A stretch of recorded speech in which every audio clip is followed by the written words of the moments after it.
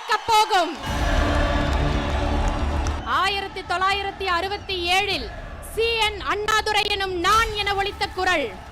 1977 MG Ramachandran எனும் நான் என ஒலித்த குரல். 2026 விஜய் எனும் நான் என ஒலிக்கப் போகும். வெற்றி தலைவரின் வெற்றி குரல், ஏழைகளின் குரலாக,